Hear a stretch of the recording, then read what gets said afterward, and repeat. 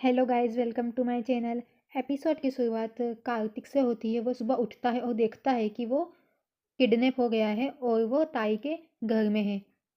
और वो फिर नीचे आता है और दिखावा करता है कि वो अब यहाँ पे अच्छा टाइम पास करेगा और वो अपने सब काम से ब्रेक ले लेगा। वो कहता है कि जब तक सुरभि उसे नहीं ढूंढती तब तक वो यहाँ पे मजे ले सकता है। मेहर कहती है कि सुरभि उसे नहीं ढूंढ पाएगी। वो उसका सामना करता है और कहता है कि सुरभि वही करती है जो वो अपना मन बनाती है। और बिंदु और हेमा इस बात से अच्छी तरह वाकिफ है। ताई उसे देखती है। वो कहता है कि उनका प्यार उसे यहाँ खींच लेगा। ताई कहती है कि मेहर का जुनून सुरभि के प्यार से ज़्यादा है और उसे भी ये समझने की ज़रूरत है। वो ताई से कहता है कि वो हमेशा आसानी से धोखा खा जाती है क्योंकि वो यहाँ असहाय नहीं खड़ा है और अगर वो चाहता है तो यहाँ से जा भी सकता है, लेकिन वो नहीं जाना चाहता क्योंकि वो यहाँ उन्हें साबित करने के लिए है कि किडनैप उन्हें उसे नीचे करने के लिए नहीं, मजबूर नहीं करेगा। कार्तिक मेहर से पूछता है कि क्या वो सच में सोचती है कि सुरभि सिर्फ उसके लिए शौक मनाएगी और आगे नहीं बढ़ेगी क्योंकि उसने पहले ही उसे पाने का रास्ता खोज लिया होगा।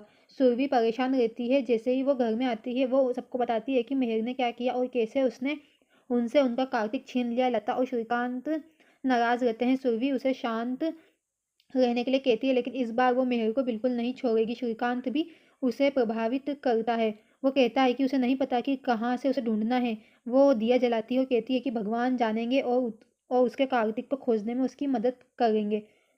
फिर मेहर कहती है कि वो उसकी एक सच्ची दोस्त है और वो सुंदर भी है और उसके पास पैसा भी है। वो सुरभि से ज़्यादा अच्छी है और सुरभि से ज़्यादा वो प्यार करती है और उसकी भावनाएं उसके बारे में बताती है। वो उससे कहता है कि सुरभि आकर उसे ले जाएगी। वो भी चुनौती लेता है और कहता है कि एक बार सुरभि यहाँ पहुँच जाए तो उसे उसे जाने देना होगा। मेहर पूछती है कि अगर वो उसे नहीं ढूंढ पाई तो क्या वो मानेगा कि मेहर का प्यार उसके लिए सच्चा है। कार्तिक हाँ कहता है और कहता है कि अगर ऐसा हो गया तो वो वही करेगा जो वो कहेगी, लेकिन ऐसा नहीं होगा। जैसा कि बहुत लोगों ने कोशिश की है लेकिन अभी तक किसी ने भी अपना रिश्ता नहीं तोड़ा है। मेहर कहती है कि जब वो उसे पा लेगी, जैसा वो उससे प्यार करती है तब वो वैसा ही करेगी और उसके मांग में सिंदूर भरवाएगी।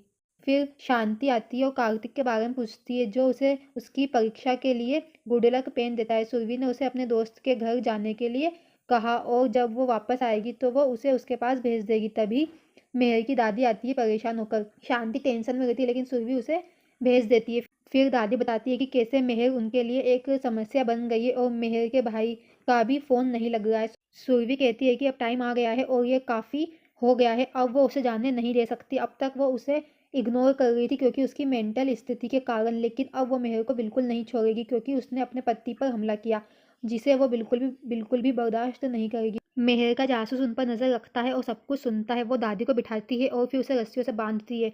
दादी उसमें फंस जाती है। सुरभि कहती है कि अब उसने उसका किडनैप कर लिया है और जब तक मेहर उसे नहीं छोड़ती वो उसे नहीं छोड़ेगी। जासूस ने फैसला किया कि वो उसे मेहर को बताना होगा। वो उसे फिर मेहर कार्तिक को कुछ खाने के लिए कहती है क्योंकि बहुत देर हो चुकी है। वो उसकी बात मानता है और खा लेता है, जबकि ताई और उसकी फैमिली चिढ़ जाती है। रात के खाने के बाद वो कहता है कि जब तक वो यहाँ है वो बस आराम करना चाहता है। वो अपने कमरे में जाता है लेकिन ताई याद दिलाती है कि उसका ये कमरा नहीं है और वो नीचे सोएगा। वो मेहर से शिकायत करता है जो उसके घर की कीमत जानना चाहती है। ताई सोचती है कि वो पागल हो गई है। मेहर उसे मदद करने के लिए कहती है और फिर उसे ऊपर जाकर आराम करने के लिए कहती है। वो कहती है कि वो अभी आती है। वो फिर उसकी बात मान लेता है और चला जाता है। फिर वो उन्हें कार्तिक को यहीं आराम से रखने का कहती है। उसे फिर कॉल आता है और वो दादी के पास जाती है और ऐसा व्यवहार करने के लिए माफ़ी मांगती है, लेकिन बताती है कि उसने उस आदमी को कैसे देखा और अब वो कार्तिक के पास जाने के लिए उसका पीछा करेगी। वो फिर उस आदमी के पीछे चली जाती है।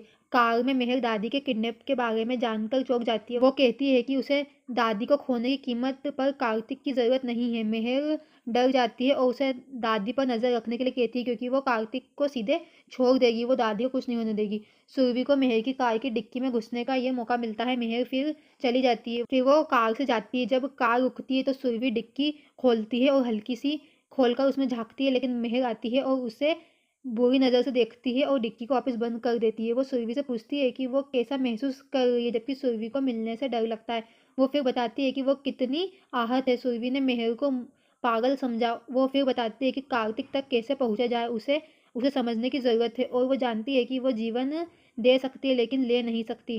फिर वो कहती है कि दादी का किडनैप उसने नहीं किया, वो कर ही नहीं सकती। इस बीच सुरभि फ़ोन करने की कोशिश करती है। मेहर उसे कोशिश करने बंद करने के लिए कहती है क्योंकि कार में सिग्नल जैमर है जो किसी के भी फ़ोन को ब्लॉक कर देता है जब जब भी वो चाहती है तब। वो सुरभि से फ़ोन की कोशिश करना बंद करने को कहती है और कहती है कि वो गेम डाउनलोड कर ले और टाइम पास करे। सुरभि कहती है कि अगर वो उससे मिल सकती है तो वो कार्तिक से भी मिल सकती है। मेहर कहती है कि वो कार्तिक से नहीं मिलेगी क्योंकि वो केवल मेहर का है। वो कहती है कि उसे ये कार एक एक्सीडेंट के वहाँ रख देगी और एक्सीडेंट हो जाएगा, लेकिन वो ऐसा नहीं करेगी। अगर वो कर देगी तो कार्तिक उसे कभी नहीं भूलेगा और उससे नफ़रत करेगा, लेकिन वो उसकी नफ़रत नहीं बल्कि प्यार चाहती है। वो कहती है कि सुरभि को दखल देना बंद करने की ज़रूरत है। आज रात वो खुद को उसके साथ एकजुट हो जाएगी हर तरह से, चाहे कुछ भी हो। ड्राइवर कार के अंदर आता है और मेहर उसे बोलती है कि वो इसको उसके घर छोड़कर आ जाए।